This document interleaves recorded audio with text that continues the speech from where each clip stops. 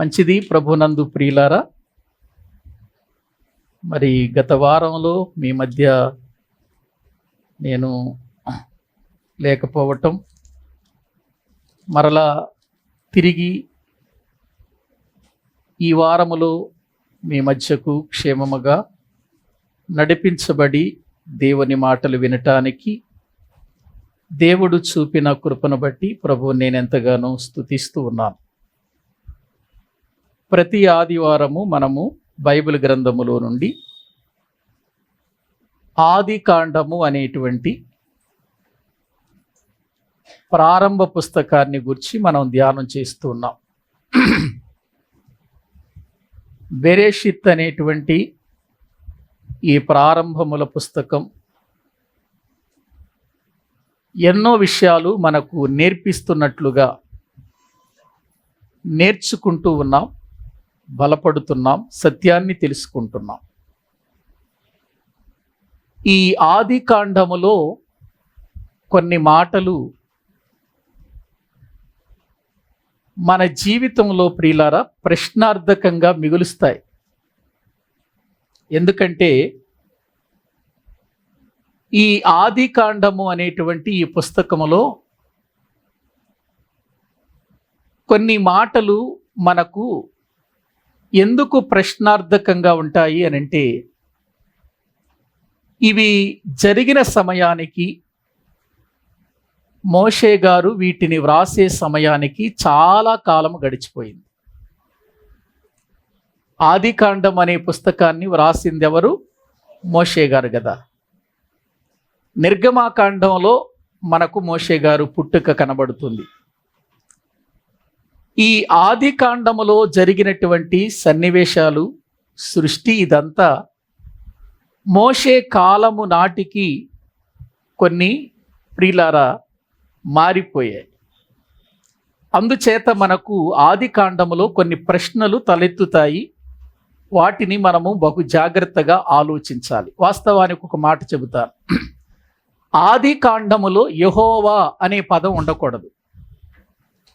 యెహోవా అనే మాట దగ్గర ఆది కాండములో సర్వ సృష్టికర్త లేక సర్వశక్తిమంతుడు అనే మాటలే ఉండాలి.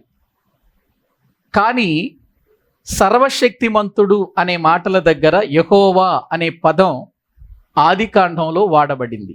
కారణం ఏంటంటే, సర్వశక్తి గల దేవుడు అనే పదం మోషే నాటికి అది యెహోవా అనే నామముతో దేవుడు ప్రత్యక్షపరుచుకొని పిలిచాడు. ఇటువంటి పదాలు బైబిల్లో మనకు కనబడతాయి. వాస్తవానికి ఒక వచనాన్ని మీకు చూపిస్తాను, చూడండి. నిర్గమాకాండము బైబిల్ గ్రంథములో నుండి మనము ప్రియులారా నిర్గమాకాండము 3వ అధ్యాయము, నిర్గమాకాండం 6వ అధ్యాయం చూడండి. 3వ అధ్యాయం కంటే 6వ అధ్యాయం 2వ వచనాన్ని మనము చదువుకుందాం. 2వ వచనం, మరియు దేవుడు మోషేతో ఇట్లనెను, నేనే యెహోవాను, నేను సర్వశక్తి గల దేవుడను పేరున అబ్రహాము, ఇస్సాకు. ఎలా ప్రత్యక్షమయ్యాడండి దేవుడు? అబ్రహాముకు కానీ, ఇస్సాకు కానీ, యాకోబులకు ఏ పేరుతో ప్రత్యక్షమయ్యాడు? యెహోవా అనే పేరుతో ప్రత్యక్షం కాలేదు. ఎలా ప్రత్యక్షమయ్యాడు? సర్వశక్తి గల దేవుడు అనే పేరుతో ప్రత్యక్షమైనట్లుగా మనం చూస్తున్నాం. ఆ తర్వాత చదవండి.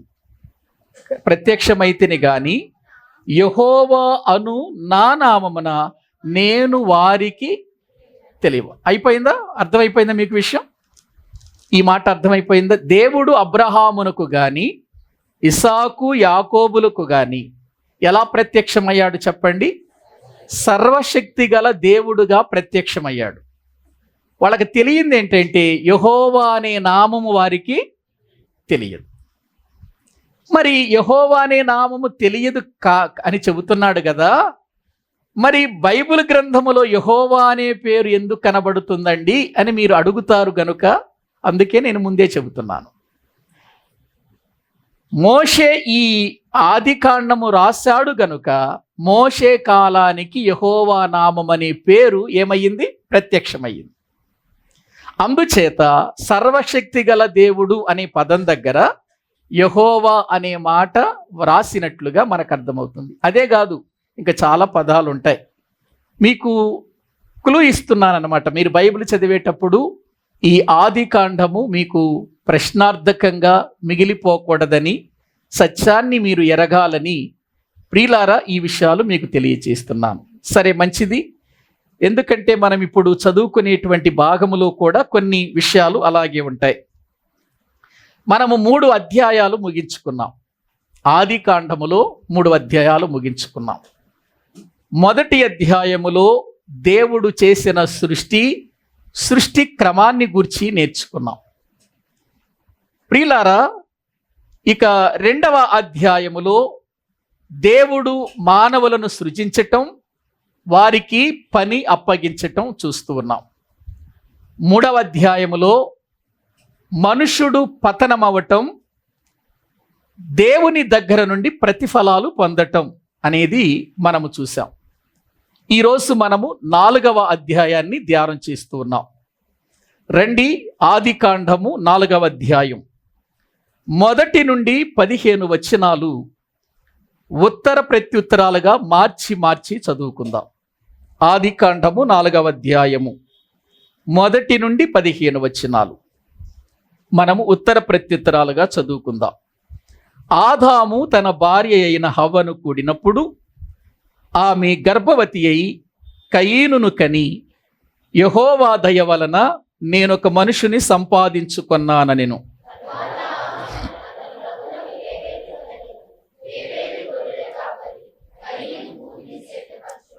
కొంతకాలమైన తరువాత కయీను పొలము పంటలో కొంత యెహోవాకు అర్పణగా తెచ్చెను.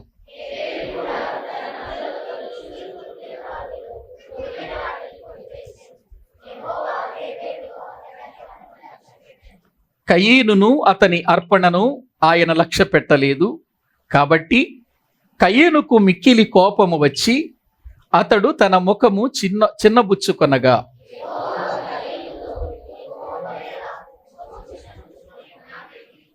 నీవు సత్క్రియ చేసిన ఎడల తల ఎత్తుకొనవా? సత్క్రియ చేయని ఎడల వాకిట పాపము పొంచియుండును. నీ ఎడల దానికి వాంఛ కలుగును, నీవు దానిని ఏలుదు అనెను.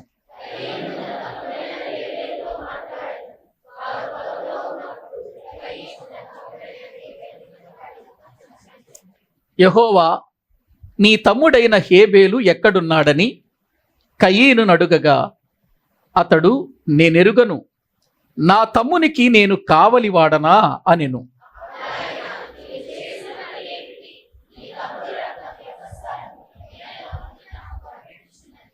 కావున నీ తమ్ముని రక్తమును నీ చేతిలో నుండి పుచ్చుకొనుటకు నోరు తెరచిన ఈ నేల మీద ఉండకుండా నీవు శపింపబడిన వాడవు.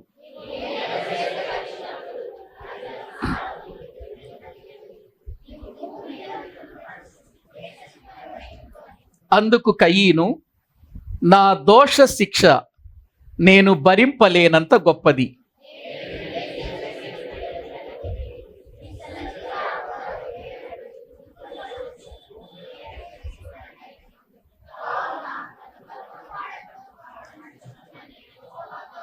అందుకు యెహోవా అతనితో, కాబట్టి ఎవడైనను కయీనును చంపిన ఎడల వానికి ప్రతిదండన 7 అంతలు కలుగనెను.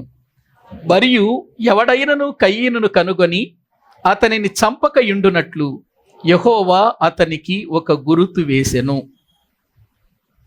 ప్రభునందు ప్రియులారా, ఈ సంగతులన్నీ చిన్ననాటి నుండి మనము వింటూ వస్తున్న విషయాలే అని అనిపించవచ్చేమో కానీ, దేవుడు ఈ సంగతులను వ్రాయటంలో మనకు ఒక పాఠము నేర్పించాలి.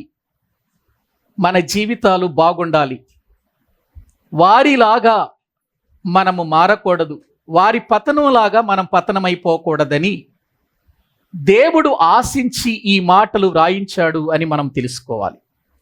ఒకసారి మొదటి వచనం మనకు ప్రియులారా హవ్వ యొక్క రియలైజేషన్ మనకు కనబడుతుంది.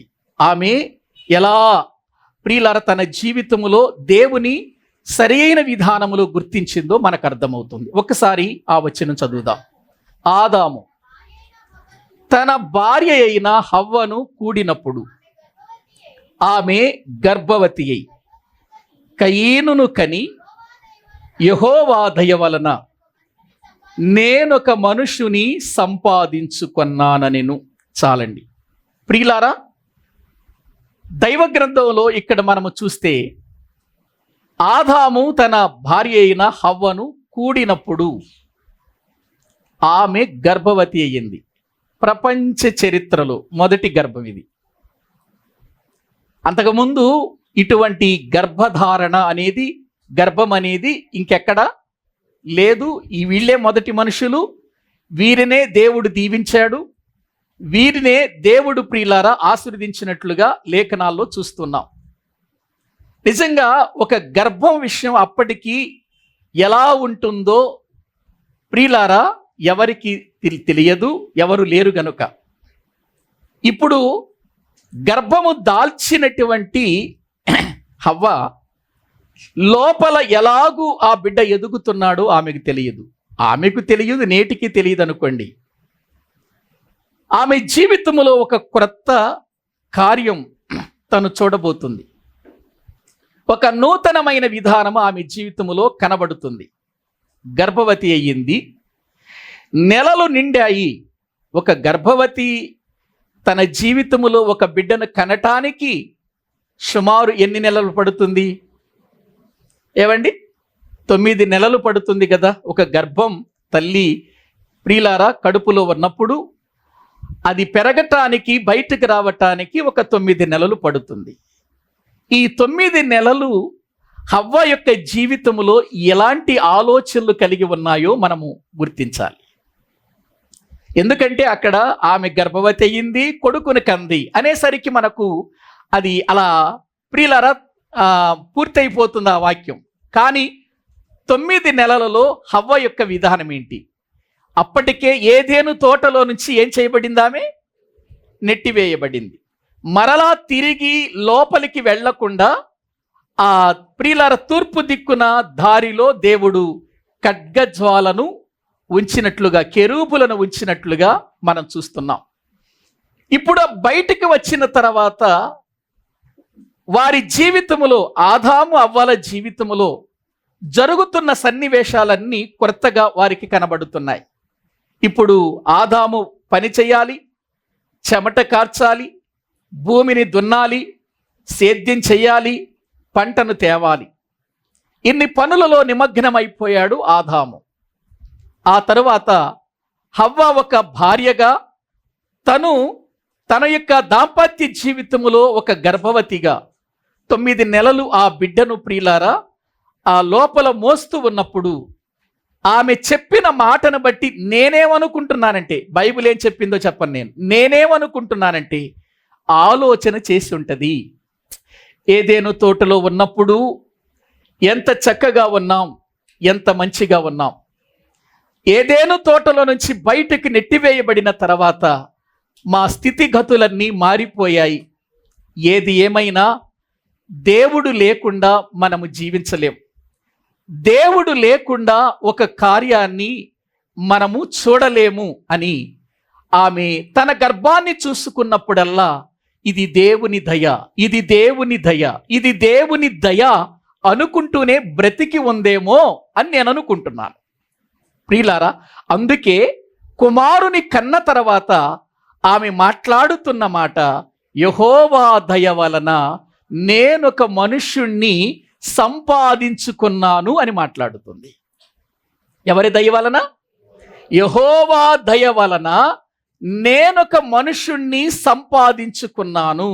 నేను సంపాదించుకున్నాను అంటలేదామె, లేక నా భర్త వలన సంపాదించుకున్నాను అని అనటం లేదు. బిడ్డ పుట్టినప్పుడు యెహోవా దయ వలన అనే మాట ఆమె మాట్లాడటంలో, ఆమె గర్భములో ప్రియులారా ఎదుగుతున్నటువంటి ఆ బిడ్డను గమనిస్తున్నప్పుడల్లా, తన గర్భాన్ని చూసుకుంటున్నప్పుడల్లా ఇది దేవుని దయ, ఇది దేవుని దయ అని అనుకుని ఉంటుంది అని నేను అనుకుంటున్నాను ప్రియులారా. వాస్తవం అది. ఎంత వాస్తవం అంటే, ఈ భూమి మీద మనమందరము పుట్టటానికి, మనమందరము జీవించటానికి కారణం అది దేవుని దయ అని మొదటిగా మనము గుర్తించాలి. దేవుని దయ వలన ఈ లోకానికి వచ్చాం. దేవుని దయ వలన గర్భములో పడ్డాం. దేవుని దయ వలన 9 నెలలు తల్లి గర్భములో ఉన్నాం. దేవుని దయ వలన మనం ఈ లోకములోనికి వచ్చాం ప్రియులారా. ఇది ఎన్నటికీ ఎవ్వరు కూడా మరిచిపోలేని విషయం. ఇది మరిచిపోకూడదు కూడా. యెహోవా దయ వలన సంపాదించుకున్న ప్రియులారా వారమే మనం. మన తల్లిదండ్రులు మనల్ని ఎవరి దయ వలన సంపాదించుకున్నారు? యెహోవా దయ వలన సంపాదించుకున్నారు. మనకు పుట్టిన పిల్లలను కూడా మనం ఎలా సంపాదించుకున్నాం? యెహోవా దయ వలనే సంపాదించుకున్నాం. మనమేదో వారిని తయారు చేసి తీసుకురాలేదు, మనమేదో వారిని నిర్మించి తీసుకురాలేదు. మనము పుట్టటానికి మన వెనుక దేవుని దయ ఉంది. మనం పుట్టటానికి మన వెనుక దేవుని దయ ఉంది. 2-3 వచనాలు చూపిస్తాను బైబిల్ గ్రంథములు. యెషయా గ్రంథము, దేవుని వాక్యములో నుండి ప్రియులారా కొన్ని మాటలు మనము చూడాలి. యెషయా గ్రంథము 40 ప్రియులారా 3వ అధ్యాయము, 43వ అధ్యాయము మొదటి వచనాన్ని మనము చదువుకుందాం. 43వ అధ్యాయము మొదటి వచనం. అయితే యాకోబు, నిన్ను సృజించిన వాడగు యెహోవా, ఇశ్రాయేలు, నిన్ను నిర్మించిన వాడు ఈలాగు సెలవిచ్చుచున్నాడు. 7వ వచనం కూడా చదవండి. 7వ వచనం. నా మహిమ నిమిత్తము నేను సృజించిన వారిని, నా నామము పెట్టబడిన వారందరినీ తెప్పించుము. నేనే వారిని కలుగ చేసి తినని వారిని పుట్టించిన వాడను నేనే. ప్రియులారా, అదే మనము మరొక వచనాన్ని 21వ వచనాన్ని చదువుదాం. నా నిమిత్తము నేను నిర్మించిన జనులు నా స్తోత్రమును ప్రచురము చేయుదురు. 44వ అధ్యాయము 2వ వచనం.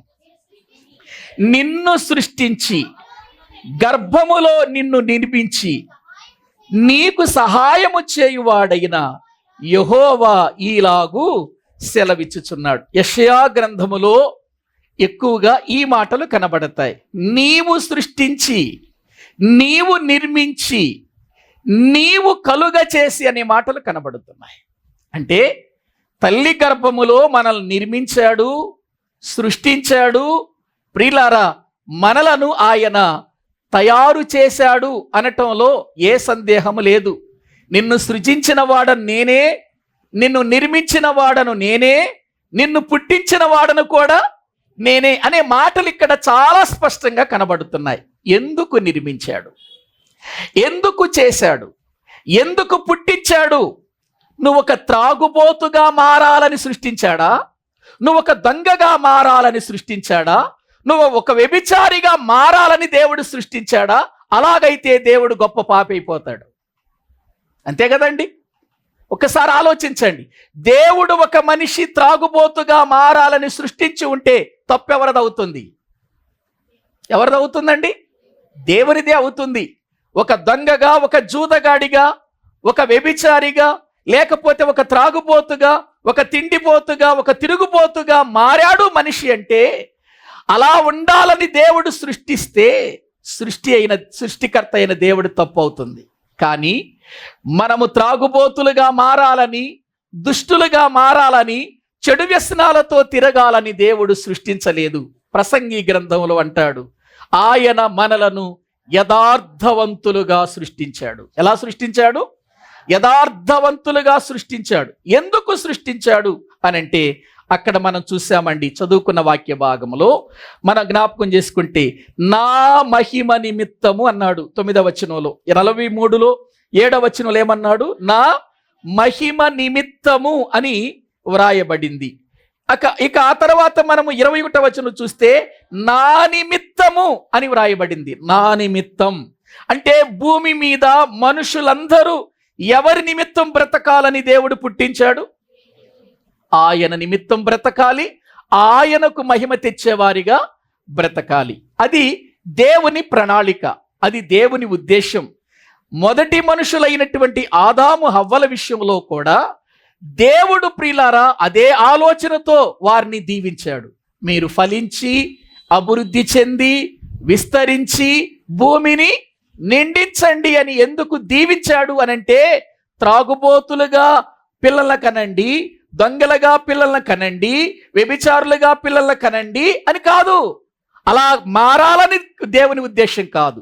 నా నిమిత్తము కనండి, నా మహిమ నిమిత్తము కనండి, నా కొరకు కనండి, నా యొక్క ప్రణాళికలో వారిని పెంచండి. అది దేవుని ప్రణాళిక.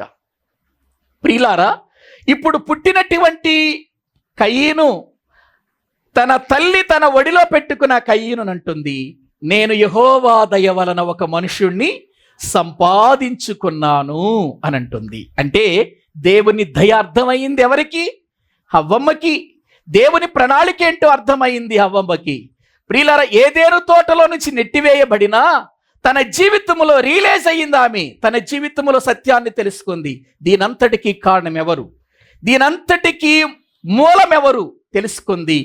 దేవుడని గుర్తించినట్లుగా మనము చూస్తున్నాం. అందుకే యెహోవా దయ వలన నేను ఒక మనుషుణ్ణి సంపాదించుకొనెను అని ఆమె అన్నట్లుగా మనం చూస్తున్నాం.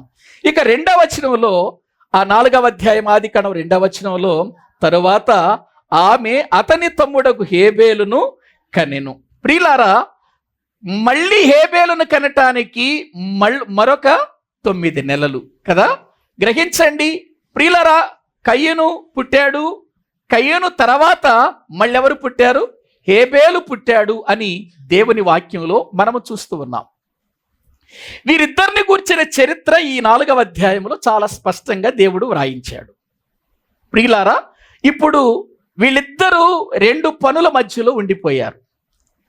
కయ్యూనేమో భూమిని సేద్యము చేసేవాడిగా ఉన్నాడు. హేబేలు ఎలా ఉన్నాడు? గొర్రెల కాపరిగా ఉన్నాడు. ఎందుకంటే ఈ బాధ్యత అందరికి వచ్చేయాలిక. ఎందుకంటే దేవుడు నీవు చెమటోడ్చి కష్టపడి పని చేసి అప్పుడు నువ్వు బ్రతుకుతావు అని చెప్పాడు. కాబట్టి ఇప్పుడు ఆదాము ఒక్కడే పని చేస్తే కుదరదు. ఇప్పుడు ఆదాముకు పుట్టిన వారందరూ కూడా ఏదో ఒక పని చేస్తేనే గాని వారికి బ్రతుకు తెరువు లేదు. అందుచేత ఇప్పుడు కయీను తన తండ్రి వలన మంచి ప్రియులారా పొలాన్ని సేద్యం చేయటం నేర్చుకున్నాడు. హేబేలు గొర్రెల కాపరిగా, అతడు గొర్రెలను కాచేవాడిగా మనకు కనబడుతున్నాడు. ఇది ప్రియులారా వారి జీవితంలో పుట్టిన వెంటనే జరగలేదు. పుట్టిన వెంటనే సేద్యపరిచేవాడైపోయాడా కయ్యను? హేబేలు పుట్టిన వెంటనే గొర్రెల కాపరి అయ్యాడా? అవలేదు కదా. వాళ్ళు పసితనము నుంచి పెరగాలి కదా. టైం పడుతుందా? కాలం పట్టిందా? సమయం పట్టిందా? పట్టింది, సమయం పట్టింది. ఇప్పుడు వారిద్దరూ 2 పనులలో నిమగ్నమై ఉన్నారు. ఇప్పుడు చెప్పండి, ఇద్దరు మంచి చేస్తున్నారా లేదా? ఇద్దరు చేసే పని మంచిదా కాదా? కయ్యూను మంచోడేనా? మంచోడే. కయ్యూను మంచోడు అప్పటికి. హేబేలు మంచోడేనా? మంచోడే. ప్రియులారా, వీళ్ళిద్దరూ ఇలా జీవిస్తూ ఉన్నారు. ఇతడు పొలాన్ని సేద్యం చేస్తున్నాడు కయ్యూను. హేబేలు గొర్రెలను ఏం చేస్తున్నాడు? కాచుకుంటున్నారు. తల్లిదండ్రులతో చాలా సంతోషంగా, చాలా హాయిగా, చాలా ప్రియులారా ఆనందకరంగా, ఉమ్మడి కుటుంబంగా సంతోషంగా బ్రతుకుతున్నటువంటి సమయం అది. ప్రియులారా, వీళ్ళకి ఒక ఆలోచన వచ్చింది. దేవునిని కూడా మేము దర్శించాలి, దేవుణ్ణి దర్శించాలి, దేవుడున్నాడని, దేవుణ్ణి దర్శించాలని వీరికి ఎవరు చెప్పారు? ప్రియులారా, ఆలోచించాలి. ఎందుకంటే ప్రియులారా, మనము బైబిల్ గ్రంథాన్ని చదువుతూ వెళ్ళిపోతే బైబిల్ గ్రంథం ఒక కథ పుస్తకం లాగా అయిపోద్ది. కాదు, వాస్తవాలివి. చాలా జాగ్రత్తగా మనము గుర్తించాలి. వీరికి దేవుడున్నాడని, దేవుణ్ణి మనము మరి తెలుసుకోవటానికి, దేవుణ్ణి గురించిన ఆలోచనలు మన జీవితంలోనికి రావాలి అని వీళ్ళ జీవితంలో ఎవరు నేర్పించారు అర్థం చేసుకోవాలి. ఒకటి. రెండవదిగా, అర్పణలు తీసుకొని వెళితే దేవుని ప్రత్యక్షతను మనము గుర్తిస్తామన్న సంగతి వీళ్ళకి ఎవరు నేర్పుంటారు? ఎవరు నేర్పుతారు? ఇంకా వాళ్ళ అమ్మా నాన్న తప్ప ఇంకెవరో నేర్పించరు. జరిగిన సన్నివేశాలన్నీ వారికి చెప్పాలి. జరిగిన సన్నివేశాలు, మేము ఇలా చేయబడ్డాం, మేము ఇలా నిర్మించబడ్డాం, దేవుడు ఏదేను తోటలో మమ్మల్ని ఇలా ఉంచాడు, అక్కడకు అపవాది వచ్చాడు, ఇదిగో మీ అమ్మ దగ్గరకు వచ్చాడు, కొన్ని ఫలాలు తినమని చెప్పాడు, తిన్నది, మీ అమ్మ ఆ ఫలాలు తినటమే కాక నాకు కూడా కొన్ని ఇచ్చింది. ఇలాగూ మా జీవితాలు ఏదేను తోటలో నుంచి దేవుని శాపాన్ని బట్టి బయటకు వచ్చేసాం. ఇలా చెబుతూ ఉన్నప్పుడు దేవుడు ఉన్నాడని, దేవుని కలుసుకోవాలని ఆలోచన ప్రియులారా, హవ్వ ఆదాములు చెప్పకపోతే వీళ్ళకి ఎక్కడి నుంచి వస్తుంది చెప్పండి? చెప్పారా? చెప్పారు. ఇక్కడి వరకు చాలా మంచోళ్లే, మంచి కుటుంబమే. ఒకేసారి కయ్యను అనగానే కయ్యను ఒకేసారి చెడ్డవాడు అని అనుకోకండి. దినాలు గడిచాయి, కాలము గడిచింది, యవన కాలములోనికి వచ్చారు.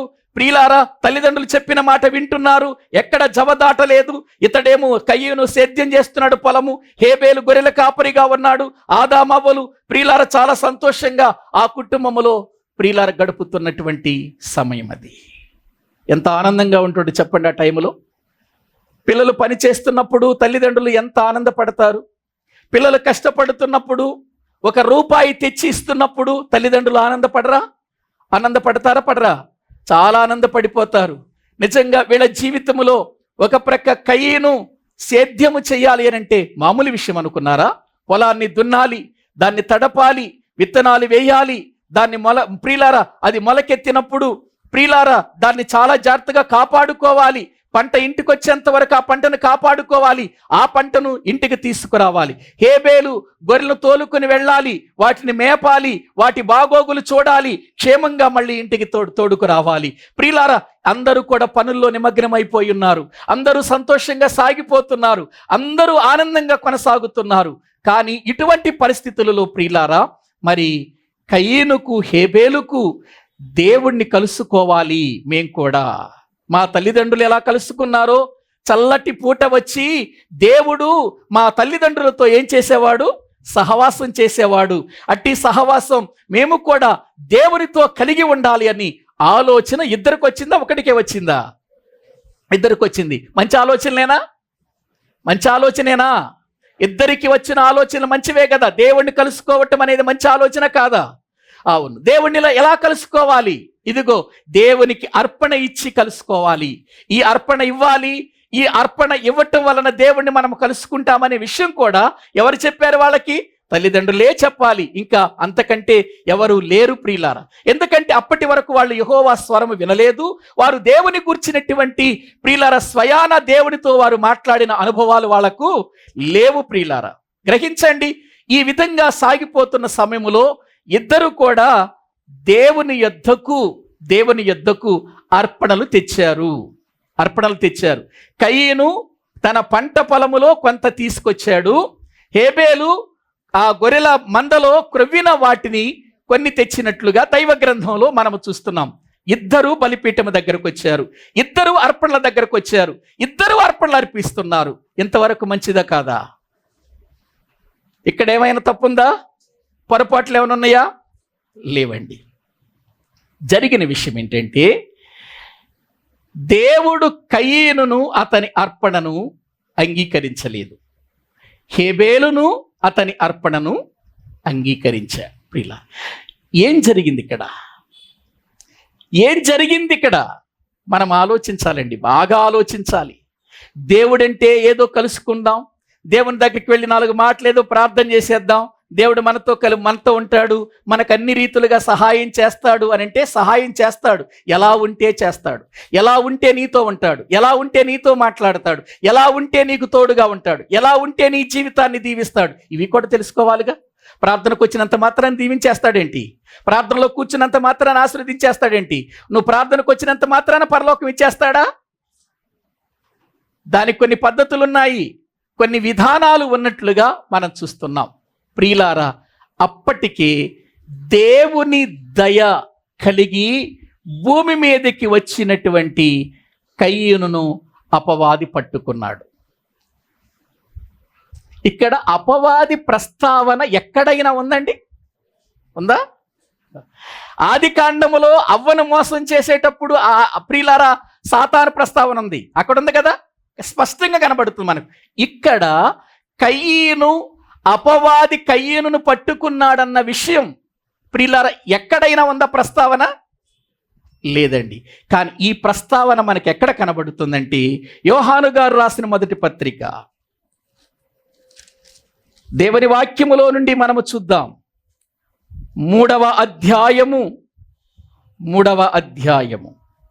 దేవుని వాక్యములో 12వ వచనాన్ని చదువుకుందాం. మనము ఎవరిలాగా ఉండకూడదు? కయీను వంటి వారమై ఉండరాదు. ఇక తర్వాత చదవద్దిక. మనము కయీను వంటి వారమై ఉండరాదు. దేని గూర్చి మాట్లాడుతూ కయీను తీసుకొచ్చాడు ఇక్కడ యోహాను గారు? ఏవండి, దేని గూర్చి మాట్లాడుతూ తీసుకొచ్చాడు ఇక్కడ? పైన దేవుని సంబంధులు ఎవరు, ప్రియుల అపవాది సంబంధులు ఎవరు అని ప్రస్తావన మాట్లాడుతూ తీసుకొచ్చాడు. పాపం ఎలా పుట్టింది, పాపము ఏం చేసింది, పాపానికి ముందు సూత్రధారి ఎవరు, ఇవన్నీ పైన చెబుతున్నాడు. చూడండి, బైబిల్ గ్రంథంలో మనము చూస్తే ఆ 8వ వచనం చదువుకుందాం. అపవాది మొదటి నుండి పాపము చేయుచున్నాడు. అపవాది మొదటి నుండి ఏం చేస్తున్నాడు? ఏదేను తోటలోనికి వచ్చి అవ్వతో పాపము చేయించి ఇక వెళ్ళిపోయాడు అనుకుంటున్నారా?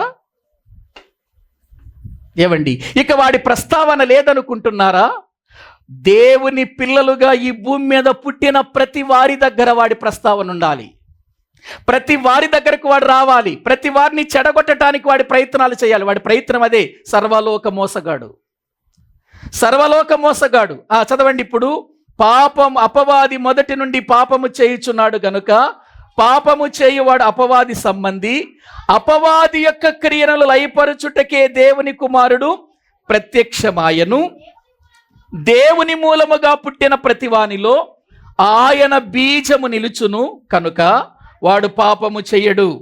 వాడు దేవుని మూలముగా పుట్టినవాడు కనుక పాపము చేయజాలడు. దీనిని బట్టి దేవుని పిల్లలెవరో అపవాది పిల్లలెవరో తేటపడును.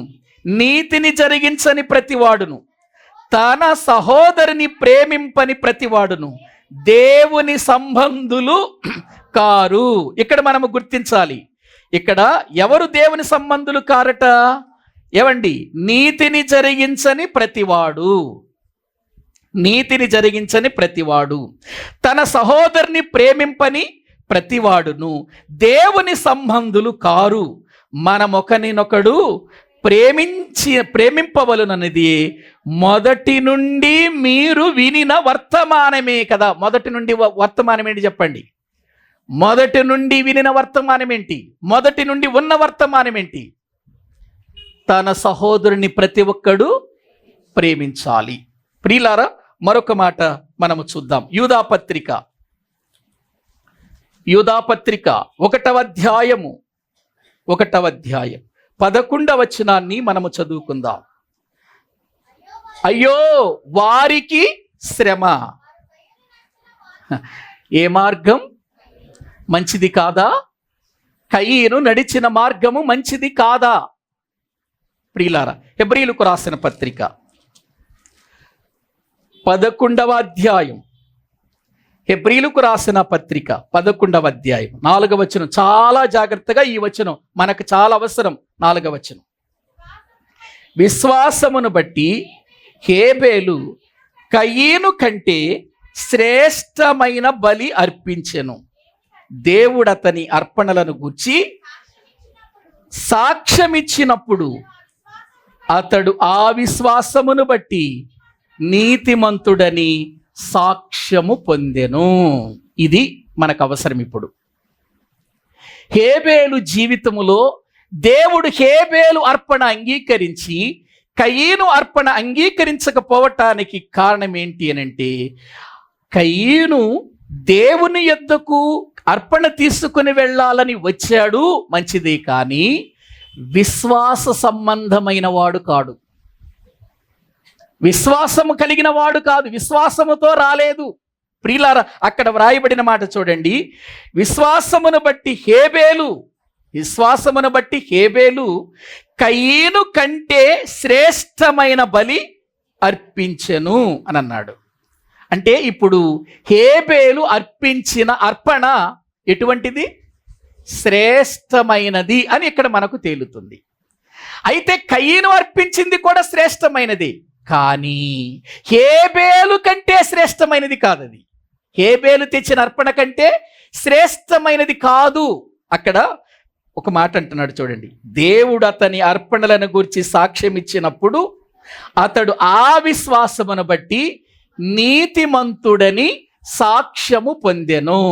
అంటే ఇప్పుడు హేబేలు నీతిమంతుడు అనటానికి కారణం ఏంటి? దేవుని మీద ఉన్న విశ్వాసం. దేవుని మీద ఉన్న విశ్వాసమును బట్టి అతడు నీతిమంతుడు అని తీర్పు పొందాడు. దేవుడు అతని అర్పణలను ఏం చేశాడు చెప్పండి? అంగీకరించాడు అనే విషయం మనకు చాలా స్పష్టంగా అర్థమవుతుంది. ఇంకొక విషయం చెప్పనా? హేబేలు కంటే శ్రేష్టమైన బలి యేసుక్రీస్తు వారు మన ఎడల చేశాడు. అదే హెబ్రీలకు రాసిన పత్రిక 12వ అధ్యాయం 24వ వచనం. క్రొత్త నిబంధనకు మధ్యవర్తి అయిన యేసు నద్దకును హేబేలు కంటే మరి శ్రేష్టముగా పలుకు ప్రోక్షణ రక్తమునకును మీరు వచ్చి ఉన్నారు. ఇక్కడ మీరు జ్ఞాపకం చేసుకోండి, కయీను ప్రియులారా అర్పించిన అర్పణ, హేబేలు అర్పించిన అర్పణ, ఈ రెండిటిని మనం చూస్తే కయీను అర్పించిన అర్పణ కంటే శ్రేష్టమైంది ఎవరి అర్పణ? హేబేలు అర్పణ. చాలా బాగుంది హేబేలు అర్పణ. ఒకవేళ ఆ అర్పణతోనే అది బాగుంది, శ్రేష్టమైనది అని అనుకుంటే ఇంకా యేసు రక్తం అవసరం లేదు. ప్రియులారా, అది అతడు విశ్వాసి నీతిమంతుడు అనిపించుకోవటానికి మాత్రమే తగినది. ఇది హేబేలు అర్పించిన అర్పణ. కానీ యేసు ప్రభువారు అర్పించిన అర్పణ మనందరినీ నీతిమంతులనుగా చేయటానికి అర్పించిన అర్పణ. అది ఎవరి అర్పణ కంటే గొప్పది? హేబేలు అర్పణ కంటే గొప్పది. ప్రియులారా, ఇక ఆ విషయాలు మనం తర్వాత ఆలోచన చేద్దాం. ఇప్పుడు అపవాది అనేటువంటి వాడు వీళ్ళిద్దరి మధ్యలో పని చేశాడా చేయలేదా ఒక్కసారి మీరు ఆలోచించండి. హేబేలు కయీను దగ్గర అపవాది అనేవాడు పని చేశాడా పని చేయలేదా? పని చేశాడు. కాకపోతే హేబేలు దేవుని యందు విశ్వాసాన్ని కోల్పోలేదు. కయీను విశ్వాసాన్ని ఏం చేశాడు చెప్పండి? కోల్పోయాడు. అంటే అపవాది మాటకు ఏమైపోయాడు? అతడు బానిస అయిపోయాడు. ప్రియులారా, అపవాది మాటకు లోనైపోయాడు. ఇక్కడ అపవాది పని చేసినట్టుగా మనకు కనపడదు. అపవాది ఎప్పుడు కూడా మన దగ్గరికి ఒక వ్యక్తిగానో ఒక ప్రియులారా మనిషిగానో వచ్చి అతడు పని చెయ్యడు. చేయించుకునే విధానాలన్నీ వాడు ఉపయోగిస్తానే ఉంటాడు మన మీద. వాడు ఒక వ్యక్తిగా మనకు కనపడడు, కానీ కనబడకపోయినా మన జీవితంలో వాడు తన కార్యాన్ని నెరవేర్చుకోవటానికి ఎన్నో ప్రయత్నాలు చేస్తానే ఉంటాడు. ఇది మనం గుర్తించాం. అందుకే దేవుడు వాడికి పెట్టిన పేరు ఆదిశక్తి. ఏ శక్తి అది? ఏదైనా తోటలో ప్రవేశించిన ఆదిశక్తి ఏదైనా తోటతో ఆగిపోయిందని మీరు అనుకుంటున్నారా? ఏవండి, ఏదేను తోటలోనికి ప్రవేశించినటువంటి సాతాను శక్తి, సాతాను పవర్, సాతాను యొక్క ప్రియులారా ఆ యొక్క కార్యాలు ఏదేను తోటతో అంతమైపోయినాయి, ఏదేను తోటతోనే ఇక ముగిసిపోయినాయి అనుకుంటున్నారా? లేదు. వాడికి ఇప్పుడు ఇంకా అవకాశం దొరికింది. ఎందుకని? ఇప్పుడు ఏదేను తోటలో నుంచి వీళ్ళు ఎక్కడికి వచ్చేసారు? బయటకు వచ్చేసారు. బయటకు వచ్చినటువంటి వీరి దగ్గరకు రావటం ఇప్పుడు వాడికి పెద్ద పనేం కాదు. అక్కడ అపవాదిని ప్రియులారా అపవాది అనేవాడు సర్పాన్ని వాడుకున్నాడు. ఎక్కడ? ఏదేను తోటలోనికి రావటానికి సర్పాన్ని వాడుకున్నాడు, సర్పాన్ని పావుగా తీసుకున్నాడు. కానీ ఇప్పుడు అవసరమా? వీళ్ళు ఎక్కడికి వచ్చేసారు? బయటకు వచ్చేసారు. వీళ్ళ విశ్వాస పరిమాణాలలో వీరు పొందిన విజయం ఎంతో వచ్చేవారు చెప్పుకుందాం. తలల వంచండి, ప్రార్థన చేసుకుందాం. తలల వంచండి, ప్రభు సన్నిధిలో ప్రార్థన చేసుకుందాం. ప్రభునందు ప్రియులారా, దేవుని మందిరానికి వస్తున్నాం, బాగుంది. దేవునికి అర్పణలు అర్పిస్తున్నాం, బాగానే ఉంది. ప్రార్థన చేస్తున్నాం, బాగానే ఉంది. కానీ ఎవరికి లోబడిన వ్యక్తిగా దేవుని సన్నిధికి వచ్చావు? ఎవరికి లోబడిన వ్యక్తిగా అర్పణ అర్పిస్తున్నావు?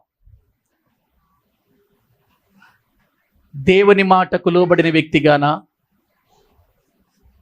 లేక అపవాది యొక్క మాటకు లోబడి దేవుడికి కానుకేస్తే చాలే, దేవుని సన్నిధిలోకి వెళ్ళి ప్రార్థన చేస్తే చాలే, మనం ఏం చేసినా పర్వాలేదు తర్వాత అని అనుకుంటూ అపవాది క్రియలతో ప్రభు దగ్గరకు వస్తున్నావా? అపవాది ఆ రోజున వాళ్ళ మధ్యలో పని చేశాడు అని అనుకుంటున్నాం. ఈరోజు మనందరి మధ్యలో ఉన్నాడు వాడు. మనతో కూడా పని చేయించుకోవటానికి ఎన్నో ప్రియులార రీతులుగా వాడి కదలికలతో మన మధ్యలో పని చేస్తున్నాడు. కనపడడు వాడు కానీ మన జీవితాలను వాడుకుంటాడు, మన శరీరాలను వాడుకుంటాడు, మన ఆలోచనలు వాడుకుంటాడు, మన తలంపులను వాడుకుంటాడు, మన జీవితాలను పడగొట్టడానికి మన లోపల ఎన్నో విధాలుగా అతడు పని జరిగిస్తూ ఉంటాడు. ఎలా వచ్చావు దేవుని సన్నిధికి? ఏ మనసుతో వచ్చావు దేవుని సన్నిధికి? ఏ ఆలోచనతో వచ్చావు దేవుని సన్నిధికి? ఒక్కసారి ఆలోచించు. ప్రియ దేవుని పిల్లలారా, మన జీవితాలు, మన బ్రతుకులు ఈ లోకములో ఒక సామాన్యమైన విధానములో బ్రతుకుతూ ఉన్నాయి అని మనం అనుకుంటే, మరో ప్రక్క అపవాది అనేవాడు ఈ సామాన్యమైన జీవితములో ఉన్న విశ్వాసాన్ని కూడా తొలగించటానికి కనబడని పని చేస్తున్నాడు వాడు. యెహోవా దయ వలన పుట్టిన వారమే, కానీ దేవుని దయలో బ్రతికే వారం మాత్రం కాలేకపోతున్నాం. అపవాది కబంధ హస్తాలకి ఇప్పుడే బలైపోయారు చాలా మంది. వాడి క్రియలకు బలైపోయారు. మందిరానికి వెళితే చాలే అని అనుకుంటూ బ్రతుకుతున్నారు. కానీ హృదయము దేవునికిచ్చి, తమ మనసులు దేవునికిచ్చి, పాపమును తొలగించుకొని పరిశుద్ధమైన జీవితముతో దేవుని గణపరచాలని కోరుకోవటం లేదు చాలా మంది. అది దేవుడు అంగీకరించాడు.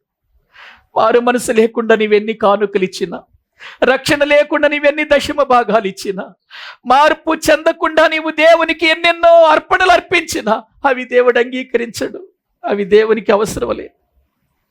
ఒక్కసారి మనము అర్థం చేసుకుందాం.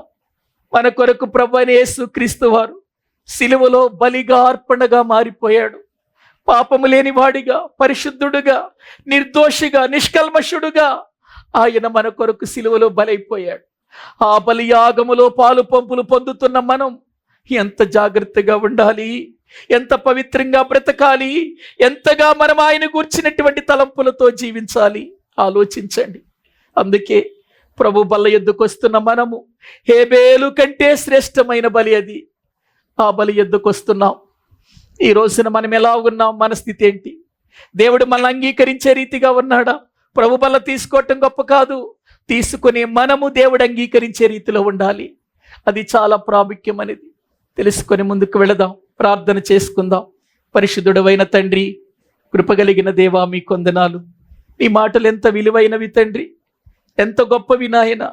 నీ మాటలలో ఉన్న పరమార్థం ప్రభువా మీ వాక్యము ద్వారా మాకు తెలియచేస్తున్నారు. అందుకై మీ కొందనాలు. నీ మాటల ప్రకారం మేము బ్రతికి నీ చిత్తాన్ని నెరవేరుస్తూ నీ ప్రణాళికలో మేము అడుగులు ముందుకు వేయటానికి తగిన సహాయము చేయండి ప్రభువా.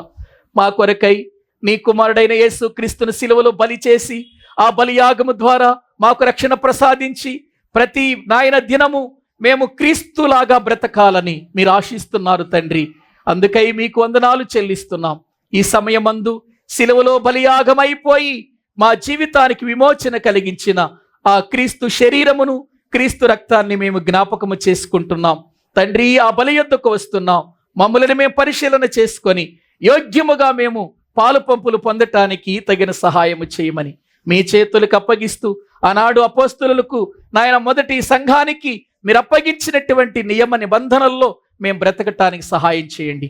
అపోస్తుల బోధ యందును, సహవాసము యందును, రొట్టె విరుచుట యందును, ప్రార్థన చేయుట యందును ఎడతెగని జీవితం మాకు, మా యొక్క జీవితాలకు అనుగ్రహించి ఆ కృపలో మేము నాయన దేవుని సంబంధులుగా నీ నుండి గొప్ప సాక్ష్యం పొందేవారిగా మమ్మల్ని సిద్ధపరచమని ప్రభు శరీరమును బట్టి రక్తమును బట్టి మీకు స్తుతులు చెల్లిస్తూ ఈ స్తుతి ఆరాధన మా ప్రభు అయిన క్రీస్తు పేరట మాకు మేముగా మీకు సమర్పించుకుంటున్నాము తండ్రి.